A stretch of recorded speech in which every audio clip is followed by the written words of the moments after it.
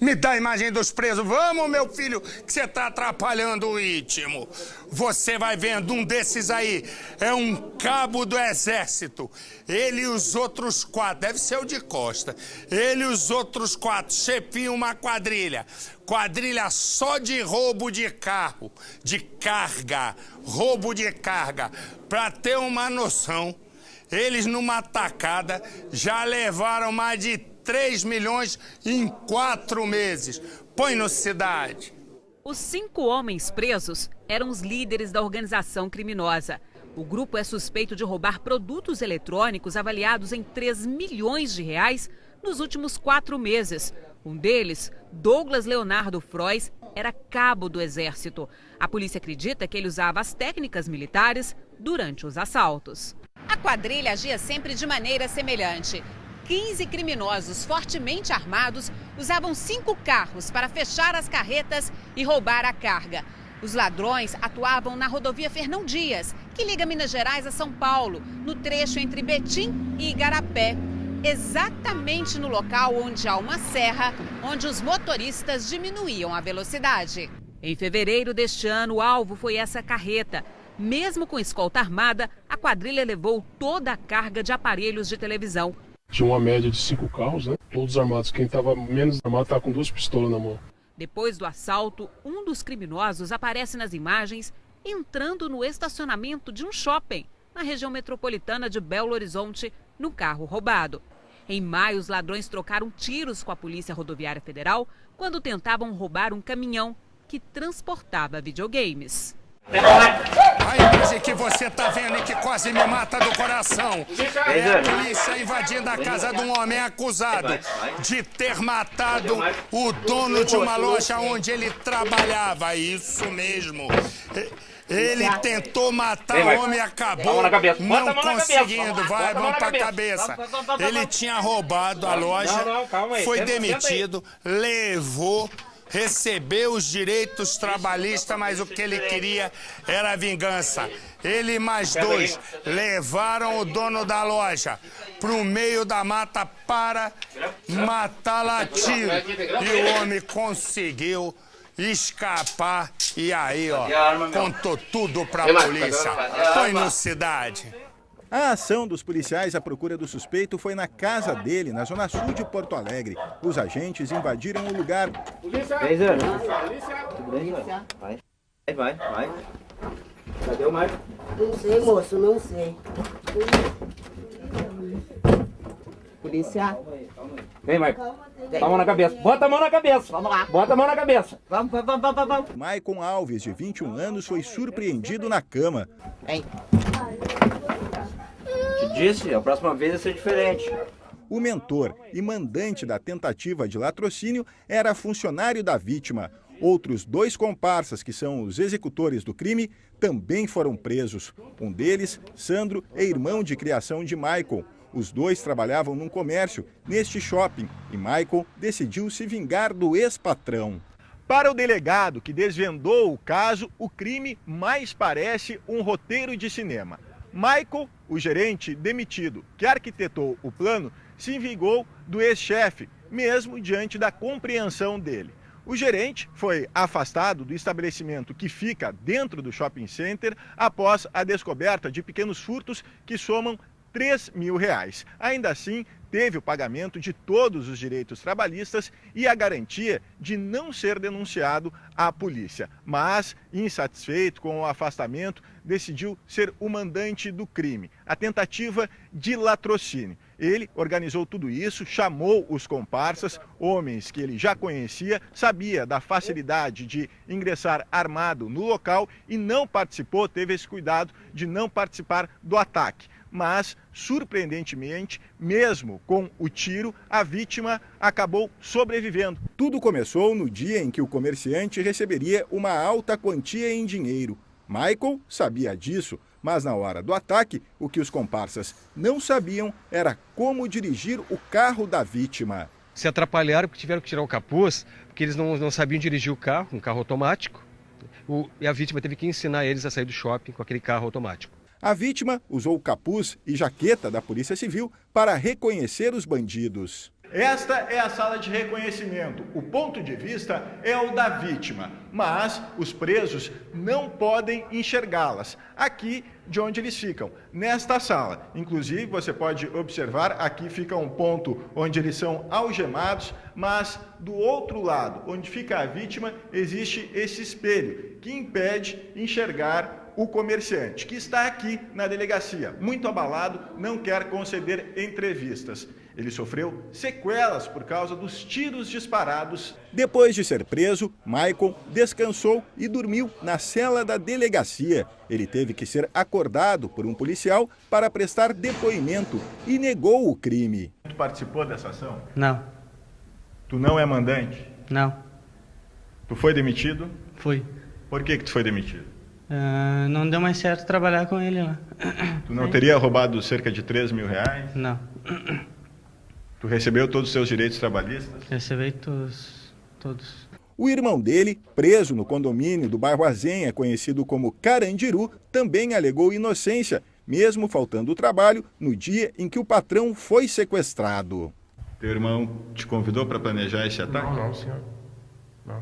No dia do ataque tu estava trabalhando? Não, estava de atestado. Eu fui lá buscar meu remédio lá. Qual era a tua doença? Furou embaixo do braço. Tu é inocente? Sim, sou inocente. As imagens do depoimento de Maicon Alves na delegacia de polícia são exclusivas. O homem que foi ex-gerente da empresa da vítima nega a participação no crime, mas confirma que foi demitido pelo ex-patrão por ter roubado a empresa. Os caras pagavam, davam 20 e eu não repassava para o Juliano. E eu não repassava para o Juliano. No dia do crime, a vítima foi surpreendida no estacionamento de um shopping da capital. Rendido, o empresário foi colocado dentro do próprio carro, onde foi vendado pelos bandidos. A polícia bem que tentou identificar os criminosos pelas imagens das câmeras do estacionamento, mas a qualidade do material cedido pelo shopping não ajudou em nada. A ação dos criminosos dentro do shopping durou quase meia hora. Enquanto a vítima era mantida refém, os bandidos foram a vários caixas eletrônicos e sacaram todo o dinheiro que podiam.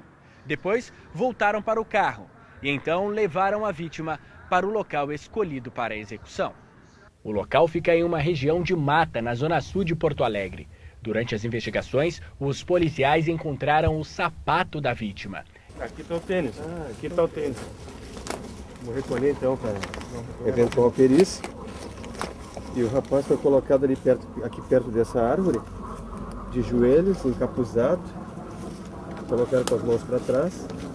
Aqui em meio ao matagal, próximo a um córrego, o empresário ficou frente a frente com a morte. Os bandidos colocaram ele de joelhos e dispararam um tiro. Em seguida, os criminosos, achando que ele estava morto, fugiram. Mal sabiam eles que o homem havia sobrevivido. E assim que conseguiu, se levantou e foi pedir ajuda. A polícia chegou até Maicon Alves por um detalhe. O trabalho de inteligência descobriu que ainda durante o sequestro e também após atirarem contra a vítima, os criminosos usaram o telefone do empresário para ligar para o mandante do crime, que, segundo a polícia, seria o ex-gerente da empresa. O homem nega que seja dono do número do telefone. Não é teu. Tem certeza, Marcos? Tem. A polícia não se convenceu com a história e continuou a investigação até confirmar a participação dele no crime. E eu vou direto diante a tanta, né? Tanto não é. Eu vou direto a Porto Alegre conversar com a nossa Alisando o Gato. A nossa Alisando o Gato tem mais informações. Boa noite, Alisando. Oi, boa noite, Marcelo, boa noite a todos. Olha, um quarto homem que participou desse crime, ele foi preso agora há pouco pela polícia. A suspeita, inclusive, é de que ele tenha sido o autor dos 2 disparos que atingiram a vítima. Esses 4 homens, até então, eles não tinham antecedentes criminais e o Michael, que foi o mentor intelectual do crime, ele prometeu pagar 3 mil reais para cada um dos comparsas para que eles sequestrassem e depois executassem o ex-patrão dele.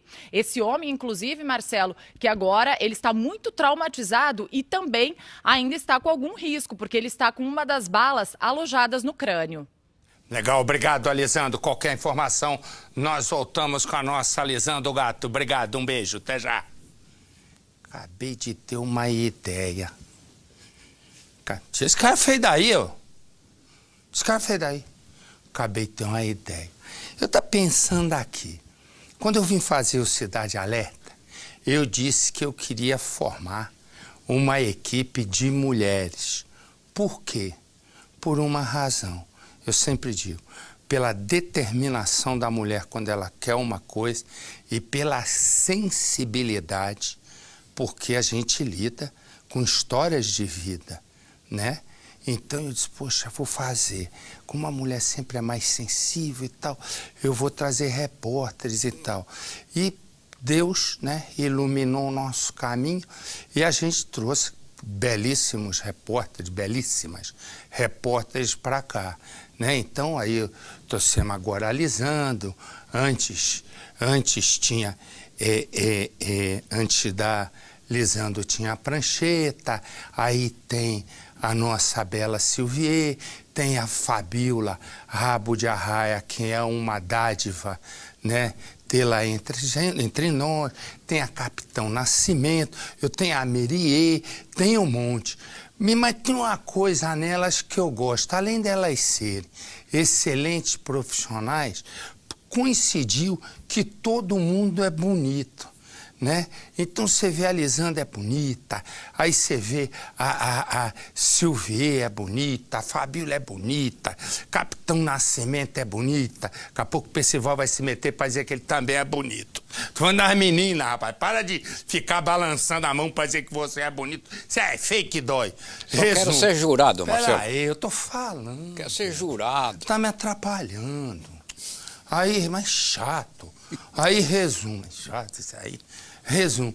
Aí tem todas elas. Eu acho que eu vou fazer um concurso. A repórter mais bonita do Cidade Alerta. Vou fazer votação para todo o país. Vou fazer uma sequência das meninas, porque todas são espetaculares como profissionais. Eu gosto de trabalhar com elas. Mas aí a gente podia fazer, que fica uma coisa mais humana. A beleza e tal. E aí o Percival não vai votar em nada, porque você é metido. Se meter no meu negócio. Quem tem as ideias aqui sou eu. Júri técnico. Então você nem se mete. Técnico. Aí eu vou botar todas as meninas, vai ficar bacana. Não vai? Vai ficar uma beleza. Então, se você diz que vai, é porque não vai. Você só dá palpite errado. Vamos pôr numa passarela. Não. Me dá a imagem, vamos, meu filho, me dá a imagem de um homem preso. Tá atrapalhando o movimento aqui do negócio. Esse aí é Anderson. Ele diz o seguinte, sabe por que eu gosto do crime? Porque eu gosto da vida louca. Sabe por que você gosta da vida louca, meu camarada? Porque toda hora você é preso e alguém te solta. Porque se você ficasse preso pelo que faz, você ia gostar de vida louca assim. Põe no Cidade. Não é a primeira vez que Anderson da Costa Ramos, 18 anos, é preso por tráfico de drogas na periferia de Belém. Há um mês, o acusado foi detido com pasta base de cocaína e apresentado na seccional da Marambaia. Ele chegou a ganhar liberdade 2 dias depois da prisão e a oportunidade de mudar de vida, mas preferiu continuar na criminalidade. A vida é louca, mano. Desta vez, Anderson foi preso com 90 papelotes de maconha. O entorpecente estava embalado e pronto para a venda. De acordo com a polícia, o acusado tinha clientes no bairro onde mora, no Bengui, e fazia entregas perto da Praça Pantanal quando foi abordado pela polícia militar. A droga estava escondida na bicicleta que ele usava. A prisão de Anderson aconteceu durante as primeiras horas do dia, momento que os traficantes aproveitam para vender entorpecentes para os consumidores. O caso acabou sendo registrado na delegacia da Sacramenta. De lá, o acusado foi levado para fazer exame de corpo de delito no IML. A droga será periciada e depois encaminhada para a Polícia Civil. Deixa eu dizer uma coisa. Tem uma moça aqui, chama-se Mariana Hospício. Eu tenho uma dor do marido dela que me impressiona. E ela tem um bibelô, que é uma filhinha de 8 anos, que é a coisa mais linda do mundo. E a Mariana Hospício só sabe falar gritando. Ela está sempre dentro de um prédio, incêndio, fogo pegando, e ela grita, fogo! É tudo gritando, ela não consegue. Agora, no meu ouvido, por exemplo, Eu, quando sair daqui, eu tenho um compromisso, já não tem mais. Vou ter que ir pro hospital, que ela quase furou meu tímpano. Oh, meu pai, bota a imagem desse aqui. Imagina um sujeito atrapalhado e que ninguém prende. Eis aqui. Bota ali para ver se alguém localiza e prende. Ele é ladrão de carro, certo? Toda hora ele fica a um passo de ser preso. Ele foi abastecer o carro roubado, todo mundo sabia que o carro era roubado, ele escapou. A outra ele roubou um carro, depois se livrou do carro, o que aconteceu? Ele esqueceu dentro do carro, os objetos dele, pessoais. Tudo dele ele deixou no carro roubado. Vê se é possível. O apelido dele é TP. Tem gente que diz o seguinte sobre TP: procura-se vivo ou morto. Se é TP, eu prefiro morto. Põe no Cidade. Estacionar o carro em Caxambu virou motivo de preocupação para muitos motoristas. É que o risco de ter o veículo furtado tem sido alto por aqui. Foi o que aconteceu com este rapaz, que prefere não mostrar o rosto. Eu estacionei o carro na rua da minha avó e subi para deixar as crianças e as malas estavam no carro. Demorei lá por 20 minutos mais ou menos. Assim que eu resolvi guardar o carro na garagem do meu tio, percebi que o carro tinha sido roubado. Já acionei a polícia militar e eles saíram com as guarnições para procurar, mas acabou que foi eu com meu pai que encontramos o carro. A vítima disse que viu o bandido dirigindo o veículo furtado. Em seguida, passou a seguir o ladrão. Ao perceber que algo estava errado, o criminoso abandonou o veículo às margens da BR-267. O detalhe é que dentro do carro, o suspeito deixou uma pista, uma mochila com objetos pessoais. Dentro da mochila, a polícia encontrou peças de roupa, um boné e um celular. Itens suficientes para identificar o autor do crime. Márcio Hilton da Silveira, conhecido como Godine, de 28 anos. Os objetos foram reconhecidos pelo pai do suspeito. Godine é conhecido no meio policial e tem fama de ser um ladrão trapalhão. Foi ele o autor de um outro furto de carro na semana passada. Ao parar em um posto de combustíveis para abastecer o veículo furtado, o suspeito pede para o frentista encher o tanque. Note que a todo momento o funcionário olha para dentro do carro. Depois que o veículo é abastecido, o suspeito diz estar sem dinheiro para pagar. Ele sai do carro e simula procurar a quantia nos bolsos. É nesse momento que o frentista retira a chave da ignição. Como solução, o criminoso propõe então que a gasolina seja retirada e colocada em galões. O suspeito então sai para buscar vasilhas e, quando retorna, percebe a presença dos militares. Ele foge e, mais uma vez, deixa o veículo para trás. Por sorte, nos dois casos, as vítimas conseguiram recuperar os veículos. É pra rir, porque você vê, o ladrão tá aí solto e eu aqui dentro da delegacia preso, não consigo tirar meu carro. Agora consegui com a ajuda do delegado, mas espero que o meliante seja pego. Deixa eu dizer uma coisa. Olha como é a vida. A nossa Doremi, né, que todo dia está com a gente, fala de Belo Horizonte, ela vai casar em setembro, mas ontem ela casou no civil e ela já foi para a lua de mel. Pois bem, ela da lua de mel está assistindo ao Cidade Alerta. Como eu esqueci de falar no nome dela, ela veio estar sapecando aí na lua de mel, já me ligou. Para dizer, e meu nome? Já ligou aqui. Ô, Doremi, pode voltar para a lua de mel, vou falar no teu nome. Eu tinha esquecido, é muita coisa. Não é umas coisas engraçadas? Alguém vai para a lua de mel para ficar vendo, para ficar de lá controlando, porque eu não falei o nome dela. Ela quer participar do concurso. É. Você acha que se ela ligou para reclamar, tu queria que ela participasse claro, você deixou ela de lado. Ela queria participar de quê? Só pode ser do... Mas é difícil o nosso diálogo. Não, aqui eu vou te falar. Ó, eu não sei se eu já mostrei para você o que é um TP. Põe uma câmera de frente para outra, faz favor. Bota lá, meu filho, uma câmera para outra. Tá preocupado com o quê? TP é esse escrito. Olha se eu tô... Peraí, não anda já não, garoto. Ô, garoto chato. Olha só o que tá escrito pra eu ler. Vê se eu leio. Quadrilha assalta, vai. Uma agência bancária com uma arma de brinquedo. Quando um policial passa na frente do banco, percebe o roubo e começa um tiroteio. Mas a arma era de brinquedo ou não? Como é que pode ser tiroteio? Corta pra mim, vem pra mim. Vai direto.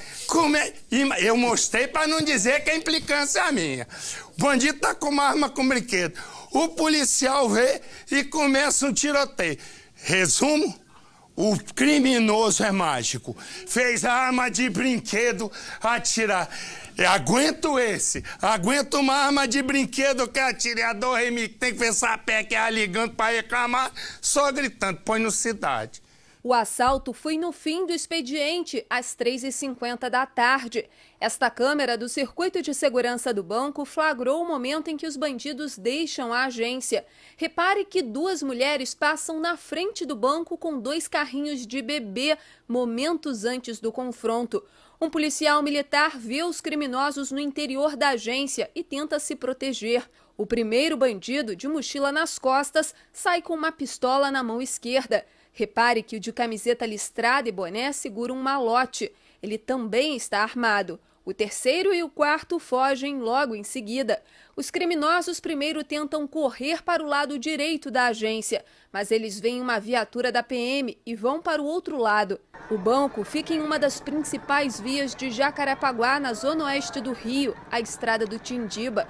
O helicóptero da Record flagrou o momento em que homens do Batalhão de Operações Especiais, o BOP, invadiram o banco. Clientes e funcionários foram revistados. Uma mulher foi atingida por estilhaços e foi retirada do banco de maca.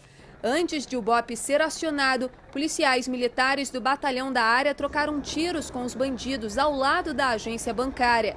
Este carro ficou com o vidro traseiro estilhaçado. Segundo testemunhas, os bandidos entraram no banco usando uma arma de brinquedo, renderam os vigilantes e em seguida pegaram as pistolas dos funcionários. A porta giratória então foi liberada para a entrada dos outros criminosos. Clientes e funcionários foram rendidos. A audácia dos bandidos foi tanta que eles deixaram a arma de brinquedo dentro da agência para que a polícia soubesse que o crime foi praticado com uma pistola falsa. Um dos criminosos correu em direção a esse lado da estrada do Tindiba. Houve mais um confronto. Mesmo baleado, ele conseguiu alcançar uma moto que o aguardava aqui com mais 2 comparsas. Os 3 conseguiram fugir. E detalhe, aqui fica, olha só, a poucos metros de uma cabine da Polícia Militar. As câmeras do circuito de segurança deste posto de gasolina podem ajudar a identificar os bandidos. A quadrilha seria formada por pelo menos 6 criminosos, mas apenas um foi preso. Segundo a Polícia Federal, Alexandro Melo Cruz, de 28 anos, é o rapaz que aparece neste vídeo imobilizado no chão. Com ele foram apreendidos 2 malotes de dinheiro. O tiroteio no meio da rua durante a tarde chamou a atenção de quem passava pelo local. As 27 pessoas que estavam no banco na hora do assalto foram levadas de ônibus para a sede da Polícia Federal, na Praça Mauá. Este cliente conta que fazia uma transferência no caixa eletrônico quando o assalto começou. Foi muito rápida a ação, poucos minutos. Todo mundo ficou quieto lá, todo mundo nervoso, claro, por causa da situação, né? Mas ninguém podia fazer nada, todo mundo cabeça abaixada, aguardando somente. Havia suspeita de que 2 criminosos teriam tentado se passar por clientes para despistar a polícia. O banco permaneceu interditado até às 10 horas da noite para a realização de perícia. Ainda não se sabe quanto foi roubado. Esse tiroteio teve, o cara escreve que foi com a arma de brinquedo, e esse negócio estava escrito assim, tinha que ser assim, tiroteio ponto, com arma de brinquedo, interrogação. Para você que está fora de São Paulo, eu desejo uma excelente noite, fique com Deus, um forte abraço e amanhã, claro, amanhã nos encontramos aqui no nosso Cidade Alerta. Boa noite. E nós aqui em São Paulo, aqui tem uma pulseirinha Wellington, 22 de maio de 2014. Aqui tem uma outra pulseirinha Nicolas, 22 de maio de 2014. Uma terceira pulseirinha, também estará no que eu e você vamos ver. É também de um bebê, na verdade uma menina. Ela se chama Bárbara. São 3 bebês, todos recém-nascidos. E eles têm em comum uma questão. Todos foram roubados das mães logo depois do nascimento. É uma história. Na verdade, são 3 histórias, cercadas de mistério. O que exatamente teria acontecido com Wellington, com Nicolas e com Bárbara? Põe no Cidade. Porto Velho, no norte. Depois de 3 dias, eles falaram pra mim que o menino tinha ido a óbito. Aí eu falei, o que é óbito? Porto Alegre, no sul. E alguma coisa no meu coração me dizia que aquilo estava errado. 2 capitais, 2 extremos do Brasil com o mesmo problema. O desaparecimento misterioso de recém-nascidos. Como que eu vou deitar tranquilo num travesseiro e pensar onde está esse meu neto? O sumiço de Nicolas. Estamos em Cujubim, município com 19 mil habitantes, no interior de Rondônia. Marciele segura nas mãos tudo o que restou do sonho de ser mãe. São fotos do filho logo depois do nascimento. No peito, a dor de não saber o que aconteceu com o bebê.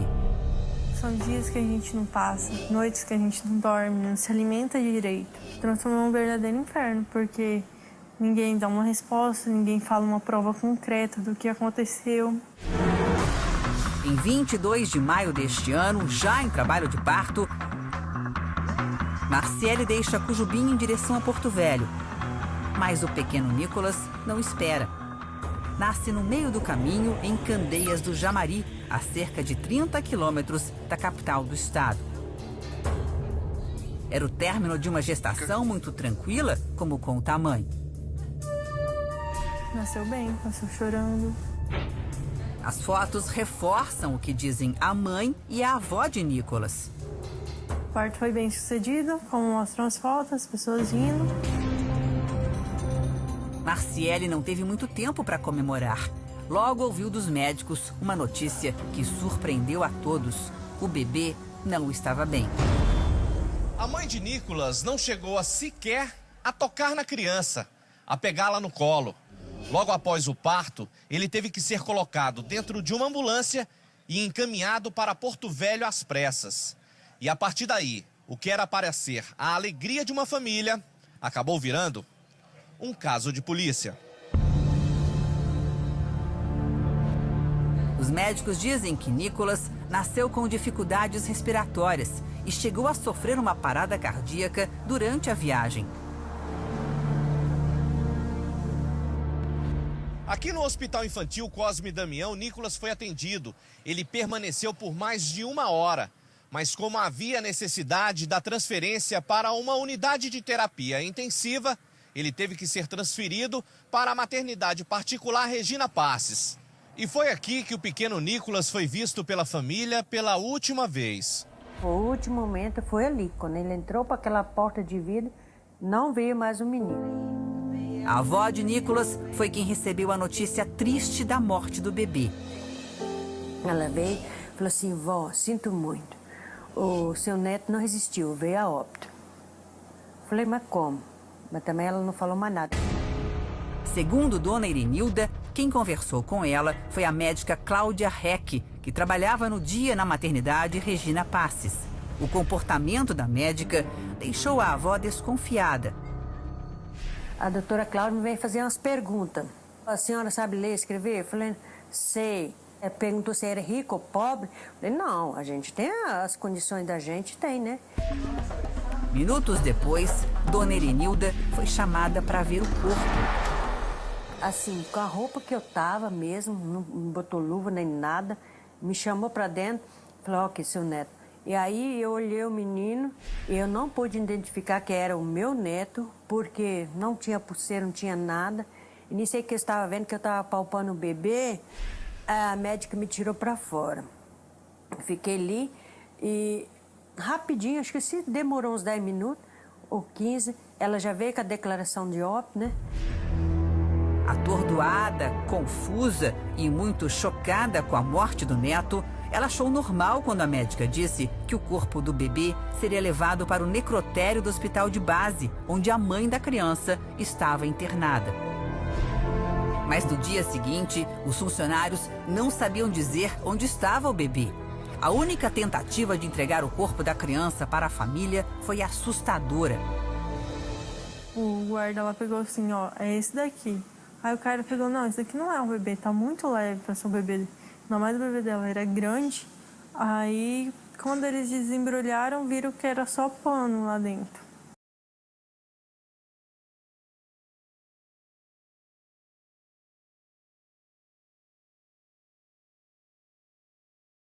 Some sem explicação de uma maternidade. A Polícia Civil de Rondônia ainda busca por respostas. Já foram ouvidas 36 pessoas, entre médicos, enfermeiras, motoristas de ambulância e funcionários dos hospitais por onde Nicolas passou. Nós não temos como falar. Primeiro que a gente não tem o corpo, né? Não sabemos se ele está vivo ou não. Isso a gente não pode afirmar. Até agora, 2 pessoas foram indiciadas, uma enfermeira e a médica Cláudia Heck, a mesma que deu a notícia da morte de Nicolas à família. Segundo as investigações, elas incluíram informações erradas na declaração de óbito. Consta na declaração de óbito que minha filha ganhou neném na ambulância. E não é, tem as provas que ela ganhou em Candeias. A médica Cláudia Heck e a direção da maternidade Regina Passe não quiseram gravar a entrevista. No mês passado, uma denúncia anônima levou os policiais a uma empresa que faz incineração de material hospitalar.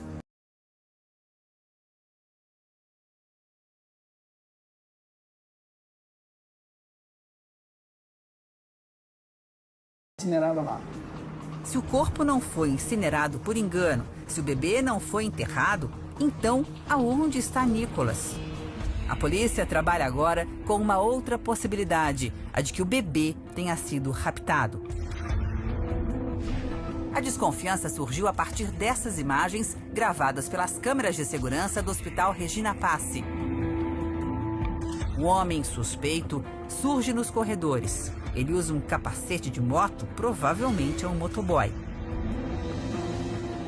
Em uma das mãos, ele carrega uma caixa com alças, dessas usadas por entregadores de pizza. O que a polícia considera estranho é a forma como ele carrega a caixa, com todo cuidado. E por que ele não tira o capacete? O homem suspeito ainda não foi identificado. Enquanto o mistério sobre Nicolas continua sem respostas, a polícia incluiu nas investigações outros casos parecidos e que também aconteceram em Porto Velho. O sumiço de Wellington. Há 2 anos, Damião e Leilane passaram pelo mesmo sofrimento. O dia que era para ser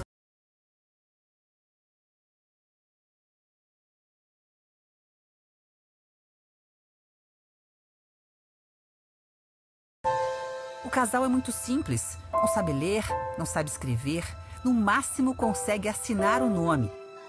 Não entenderam muito bem quando os médicos disseram no hospital de base que o bebê não resistiu às complicações do parto e morreu vítima de hemorragia no pulmão e infecção grave. Aí eu ia olhar o neném, olhar o menino, ele nunca falava pra mim que o menino estava doente. Aí depois de 3 dias eles falaram pra mim que o menino tinha ido a óbito. Aí eu falei, o que é óbito? Aí nisso foi um choque, né? Ele disse, o neném faleceu, acabou de morrer. Inconformado, o pai conta que tentou ver o corpo do filho. Aí eu falei, mas tem como eu ver? Ela disse, não, não tem como ver porque eu não sei se o guarda vai querer abrir, que o menino tá no pacote e vai dar trabalho. Quando a funerária chegar, o senhor vai ver. Essas imagens foram feitas por Damião no dia do enterro do filho. Ele diz que o bebê foi enterrado logo em seguida, a pedido dos funcionários do hospital. Para o pai, motivo suficiente para ter dúvidas se o corpo de Wellington estava realmente no caixão. fiquei em pé na calçada assim, olhando, o carro saiu e ali comigo eu fiquei pensando, e meu Deus, tiraram todos os direitos que eu tinha hoje. A responsável pelo serviço social do Hospital de Base, Regina de Andrade Pereira, nega todas as acusações do pai de Wellington. Em relação à proibição de ver o corpo do bebê, em nota, ela disse: o declarante não expressou interesse em fazê-lo. E explicou por que os funcionários foram rápidos em fazer o enterro do recém-nascido. Disse que, considerando o desespero do pai frente à ausência de condições financeiras para custear gastos com o serviço funerário, nos mobilizamos para a busca de alternativa que solucionasse o impasse. Para a polícia, o caso de Wellington só pode ser esclarecido com a exumação do corpo. A gente quer crer que tenha havido tudo isso que foi prometido. Caso contrário, nessa exumação vai se abrir uma linha de investigação para poder chegar possivelmente a crime. Pais e mães que vivem à espera de respostas. De um jeito ou de outro, eles têm que dar conta dele. Uma angústia que essa família de Porto Alegre sentiu na pele. O sumiço de Bárbara. Uma ação que levou minutos e acabou com a paz de uma família. É só para me cuidar ela. Não era para fazer mal, é só para me cuidar um pouquinho. Viviane e Magnum são casados há 5 anos. A gravidez de Viviane foi muito festejada. O hospital que o casal escolheu para a pequena Bárbara nascer foi a Santa Casa de Porto Alegre. 10 crianças nascem por dia na maternidade. São cerca de 27 mil pessoas circulando por aqui todos os dias. Como controlar tanto entra e sai? Quando Bárbara nasceu, essa falta de controle deixou aberto o caminho para essa mulher agir. Era final do horário de visitas no hospital. Magnum tinha acabado de sair do quarto onde estavam a mulher e a filha. Viviane ficou sozinha. Não demorou muito para essa mulher aparecer. Tava tudo perfeito para ela fazer o que ela fez. A mulher, vestindo roupa branca, fingindo ser enfermeira, entrou no quarto e conversou com Viviane com calma. Sabe que tem um procedimento que tu tem que fazer com o bebê de 20 a 25 minutos. Aí eu vou levar o teu bebê, a gente vai fazer os exames, depois eu trago ele de volta. Bárbara tinha apenas 27 horas de vida. Viviane, que estava um pouco abatida, se recuperando do parto, não estranhou a falsa enfermeira. A sequestradora pegou o bebê e enrolou num cobertor. Aí ela olhou pra mim ainda, virou pra mim e olhou. Foi quando eu olhei o rosto dela, que eu olhei que tinha uma falha no dente. E ela disse assim: ai, meu nome é Cíntia. Isso aí. A porta fechada, a falta da filha nos braços, foi como se tocasse um sinal. De repente, do nada, a mãe sente que tem algo errado. Ela saiu e eu fiquei olhando pra porta fechada, sabe? Eu acho que isso foi um instinto de mãe. Eu olhei para a porta fechada e alguma coisa no meu coração me dizia que aquilo estava errado. Que não sei, eu não sei te explicar o que aconteceu, sabe? Nessas imagens registradas pelas câmeras de segurança do hospital, é possível ver o momento em que Luciana sai do quarto de Viviane. Vestida de branco, ela carrega o bebê nos braços. Essa cena que não sai da minha cabeça, eu olhando ela caminhar com a minha filha no colo. A mãe conta que logo procurou as enfermeiras do hospital. Aí chamei a enfermeira e perguntei. Aí ela me disse que não tinha. Que esse procedimento realmente ele existe, só que é no dia que o nenê ganha alta, no dia que nós ganharíamos alta. Aí começou a correria toda. Enquanto Viviane alertava a maternidade, a sequestradora já estava pronta para fugir. Nessa outra imagem das câmeras do hospital, a sequestradora já aparece diferente. Ela tirou o jaleco de enfermeira para não chamar a atenção. Ela tá aqui, ó. Tá? Ela tá falando com alguém? Tá ali com a enfermeira. Na sequência das imagens, é possível ver a sequestradora saindo do hospital. Ela chega a conversar com essa enfermeira enquanto segue para a rua tranquilamente. Nesse mesmo momento, o pai da criança era avisado. Ela me ligou e disse, roubaram nossa bebê. E eu, o quê? Não acreditei. Não é, como é que pode isso, né? E perguntei de novo e ela disse, roubaram nossa bebê. A sequestradora passa pelo portão sem ser barrada uma única vez. Na rua, tenta pegar um ônibus, desiste e embarca num táxi logo em seguida. Aquela foi a câmera que registrou o momento em que Luciana pegou o táxi.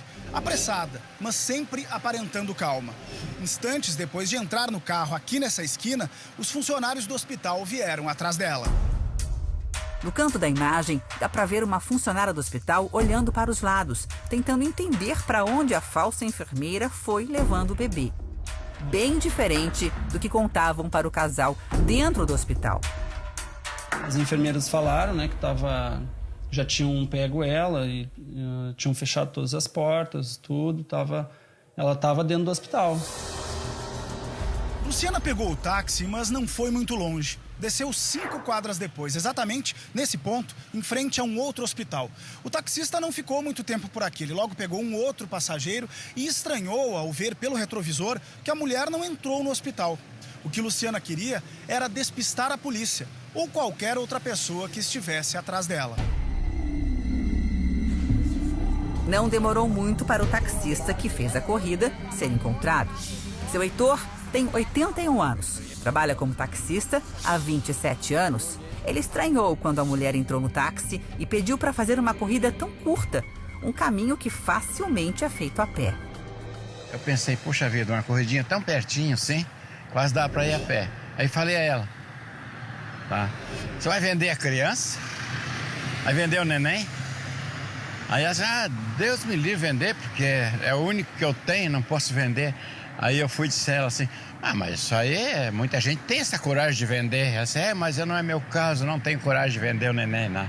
Ela a todo momento estava se passando por mãe da criança. Por mãe da criança, né?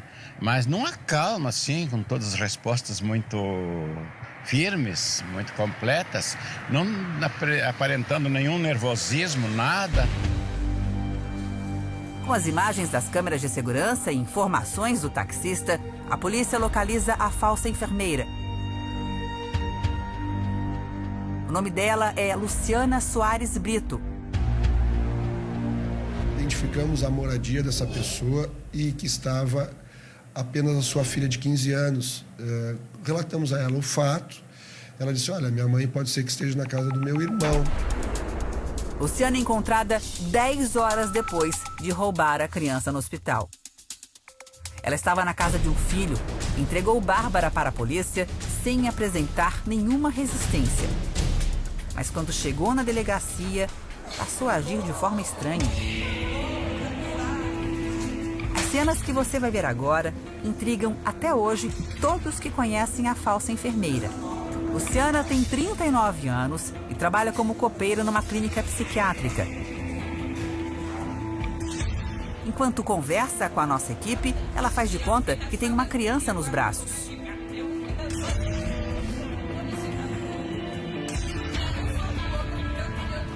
Quais são as consequências, a dor dessa mãe? Sequestrar a criança? Ela ia ficar triste. Eu sei que ela ia ficar triste, daí eu pegar e ia devolver. Ia ficar só com a minha bebezinha, não ia ficar com as duas. Quando é que você ia devolver ela? Agora, quando fazer assim, que ficar assim do sol, daí ela levar pra ela e dizer pra ela que ele ia dar pra ela, ia ficar só com a minha. Não ia ficar com as duas dela. Ia cuidar só da minha. Que eu comprei todas as coisinhas já. E cadê teu bebê? O meu tá aqui. Tá E o outro eu entreguei pra ela.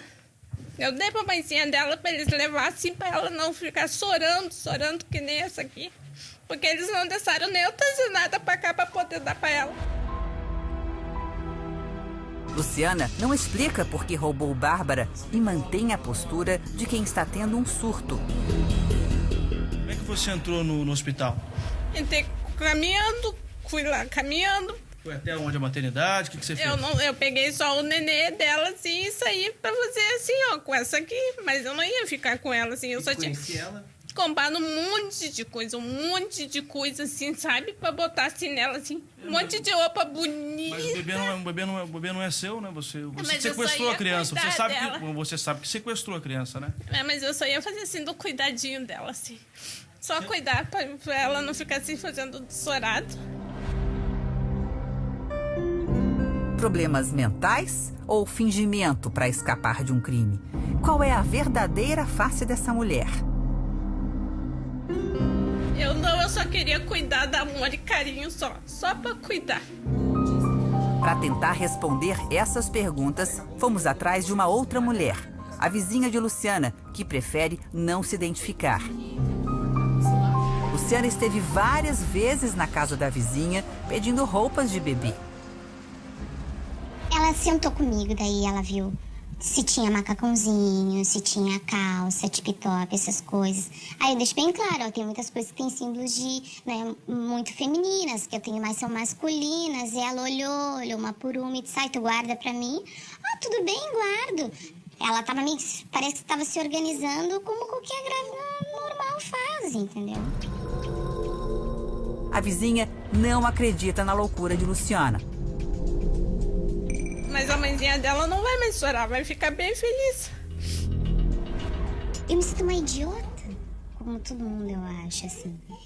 Só que assim, eu não consigo achar que ela esteja louca. Se tu foi na minha casa e pediu pra mim alguma coisa, tu tava pensando nisso antes, não é possível. Luciana é viúva e tem 5 filhos. A história dela é um capítulo à parte. Há 4 anos, escapou por pouco da morte. O marido tentou matá-la depois de descobrir que ela tinha um caso com um menino de 15 anos. Nossos repórteres encontram a prima do adolescente que tinha um caso com Luciana. Ela aceita conversar com a nossa equipe sem ser identificada e revela que a diferença de idade de 20 anos foi um escândalo. Pra família foi um choque, ninguém aceitou, ninguém queria aceitar. Há pouco tempo, o jovem acabou o relacionamento. Foi quando Luciana teria inventado a gravidez. 10 anos atrás, ela fez a laqueadura no Hospital do Divina Providência e não pode ter filho mais. Para a garota que conviveu com Luciana, a postura da falsa enfermeira na delegacia foi uma encenação. Aquilo ali é fingimento. A melhor forma de tu flagrar simulação é deixar a pessoa internada por um tempo em observação constante, assim, porque tá bancando louco 24 horas por dia sempre é algo que é muito cansativo e exaustivo, é difícil, né? Luciana chegou a ser internada numa clínica psiquiátrica, mas foi solta pela justiça e vai responder ao processo em liberdade. Já a Santa Casa de Porto Alegre diz que o rapto de Bárbara foi uma exceção. Felizmente para esse casal, os momentos que passaram longe da filha vão ficar no passado. A história de Bárbara serve de esperança para as famílias de Porto Velho. Que o sofrimento acabe e que eles também possam ter um final feliz. É que não nos chega a todo instante, e é uma pena, o número de crianças que acabam sumindo dentro de hospitais, que é, na verdade, inacreditável como essa mulher, que a mim, olhando assim, tô igualzinha a vizinha dela, não vejo loucura nenhuma. Vejo apenas um pouco de teatro, a justiça que a levou, né? Primeiro, deixou que ela ficasse internada, é a mesma justiça que agora percebeu que a coisa não é bem assim.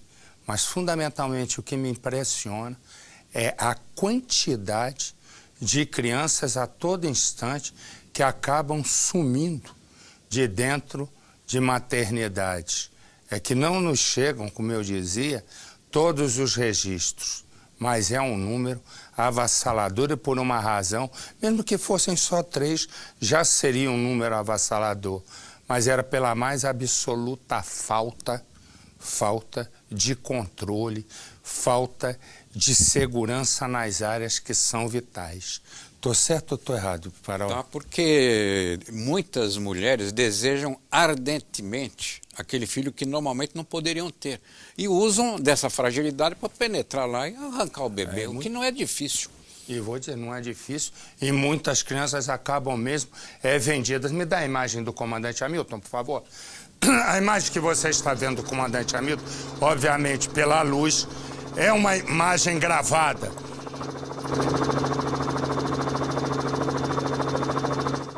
Uma imagem gravada de um homem que foi baleado esta tarde num assalto.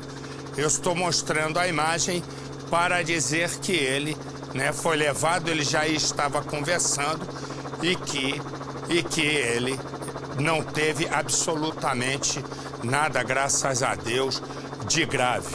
E, portanto, passa bem, graças a Deus. Foi mais o susto, conforme me informa aqui a produção, foi mais o susto, o tiro que ele teria levado.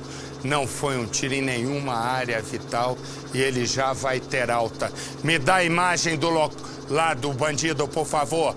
Me dá, o que você está vendo é um circuito, é um policial que vai chegando em casa do trabalho, ele está estacionando o carro quando ele vai ser surpreendido por 4 criminosos.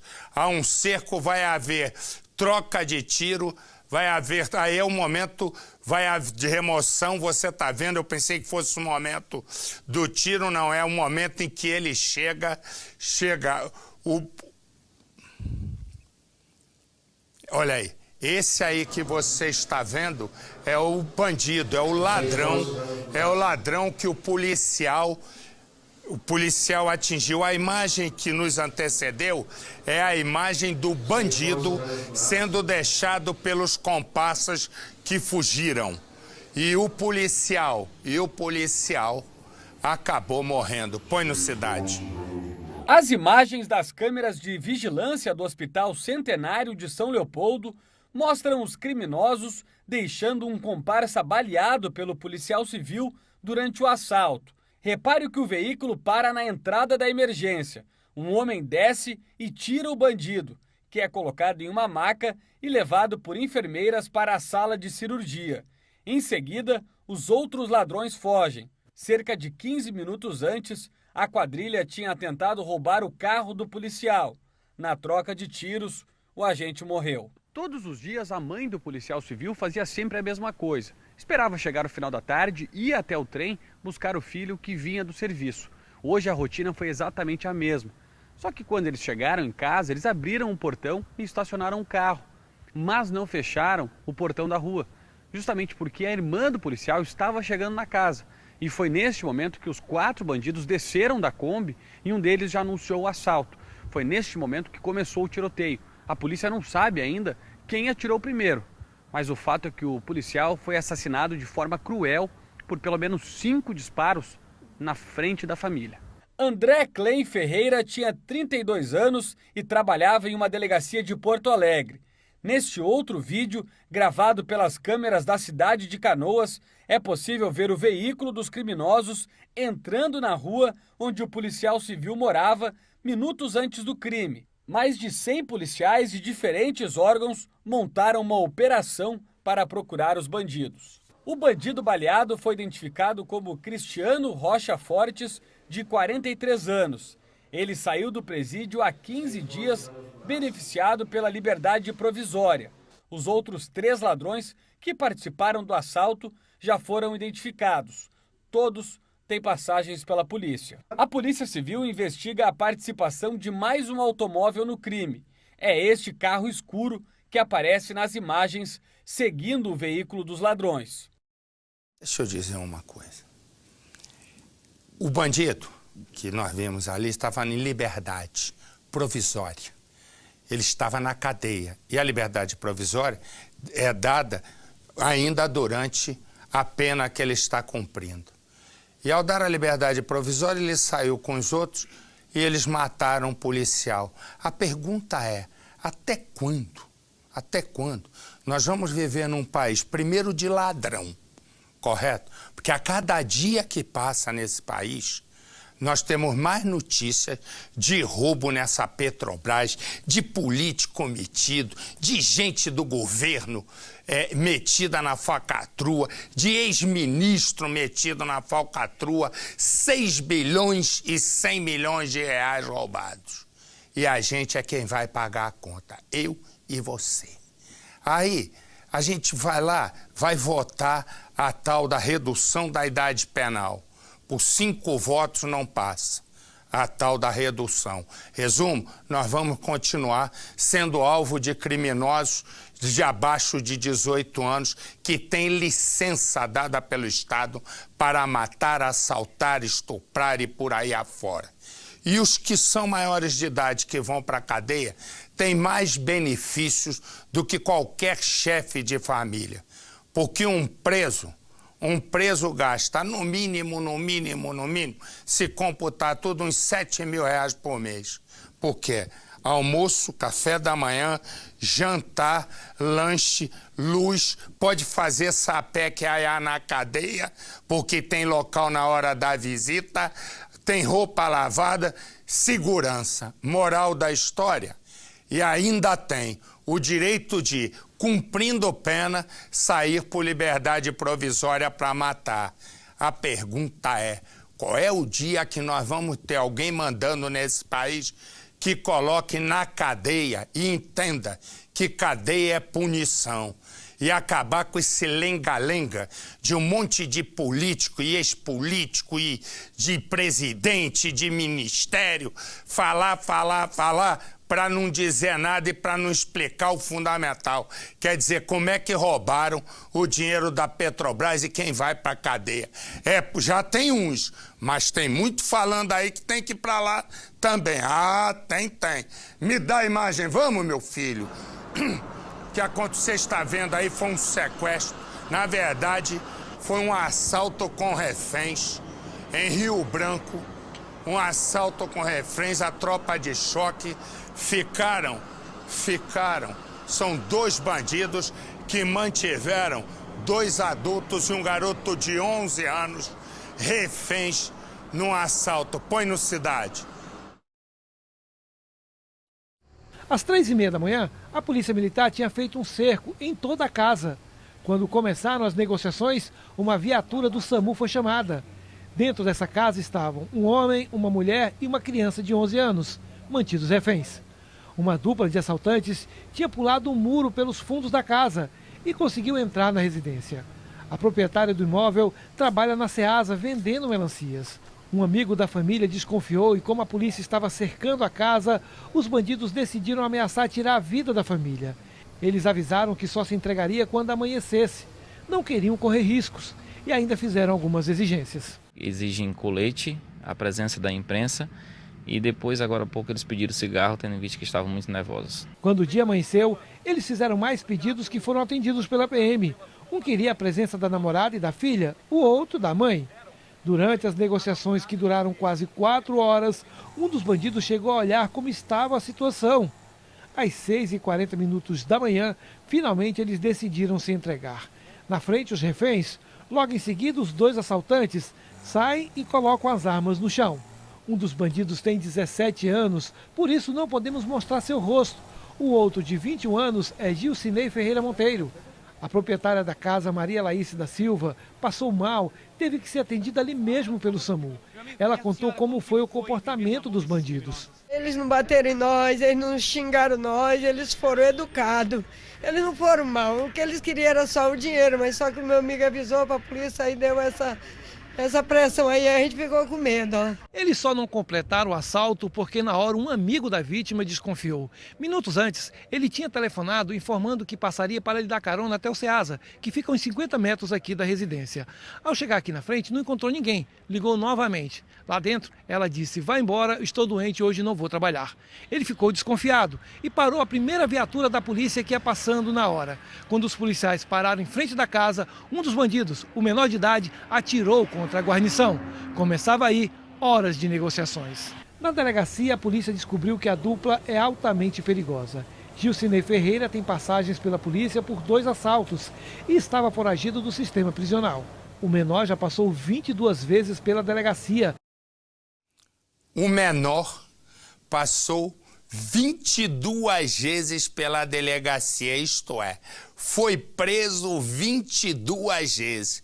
E o Congresso Nacional, que é essa maravilha, tem a seguinte certeza, que é melhor deixar eles na rua para continuarem roubando e matando. Vou te contar. Esse chama Adriano e esse chama Anderson. Os dois são amigos, amigos inseparáveis. Até que, num momento, há uma briga entre os dois e o de verde mata o outro. Agora ele é preso e ele diz, matei porque minha ex-mulher estava tendo um caso com Anderson. Inclusive, a confissão é gravada num celular. Resumo, o que acontece é o seguinte, a ex-esposa dele e a família do Anderson dizem a mesma coisa, que é uma história inventada para esconder o verdadeiro motivo. Põe no Cidade. Com o celular, a polícia grava a confissão do assassino. Quantos tiros você deu nele? Foi 3 tiros, só que eu disparei 5 vezes. Você disparou 5 vezes? 5 vezes. Falhou a arma? Não falhou não. Não sei quando foi para aquele tiro, não. Adriano Oliveira Viana fala sobre o crime dentro de um camburão. Ele não está agitado, também não parece arrependido. Ao dar detalhes, diz que tudo foi armado. Ele colheu todas as informações erradas lá e foi passando para ela. Passando para ela, falando coisas que eu fazia de errado. Ele falava que fazia também, tal, que não sei o que tem. Falava as coisas. Aí falou assim, não, nossa, mas você tem uma mulher desse jeito, ela não merece isso não, tal. Eu falei assim, mas a gente tá comentando entre eu e você aqui, tudo tal. Ele falou assim, não, mas tranquilo, tal. E aí, fico mais, tal. Eu fui falando, ele falando os erros dele também, tal. E aí, conforme o tempo, eu fui desconfiando. Anderson não teve chance de se defender. Foi surpreendido a tiros enquanto dirigia. Era bem aqui, nesta rua pacata de interior, que Anderson morava com a família. Os irmãos, a mãe, a própria mulher e o filhinho continuam bem aqui. Esta casa, esta ainda inacabada, aquela outra e uma quarta residência pertencem todas à família. Foram imóveis deixados pelo pai, que faleceu não há muito tempo. Inclusive esta aqui, que ainda está em reforma, foi erguida tijolo por Anderson. Era a futura casa dele, para a mulher e para o filhinho. Obra que infelizmente não terminou, justamente por conta do assassinato. A família conversou conosco pelo telefone. Falamos com Luciana, a irmã, que já está nos aguardando. Nós vamos nos deslocar ali rapidamente, a família já está toda reunida e vai falar amplamente sobre o assunto. Ela mora aqui, no número 44. Estou ouvindo o cachorro latindo. Luciana? A irmã da vítima abre a porta. Oi, sinto pela perda de vocês, viu? Pode entrar, tá bom. Essa senhora aqui é a mãe do Anderson, a esposa, certo? Isso. Luciana, essa história ainda está um pouco mal contada. O que vocês sabem em relação ao que aconteceu? O que o seu filho contou? Porque ele estava com o seu irmão no dia. Conta pra mim. Então, o que o meu filho me contou foi que uns 2 quarteirões antes dele chegar no local do trabalho, tem uma valeta, e aquela valeta ele tem que reduzir a velocidade. E o meu filho diz que a 1 quarteirão antes, ele percebeu que uma moto estava andando uma velocidade reduzida e que não ultrapassava o carro, como se estivesse seguindo mesmo.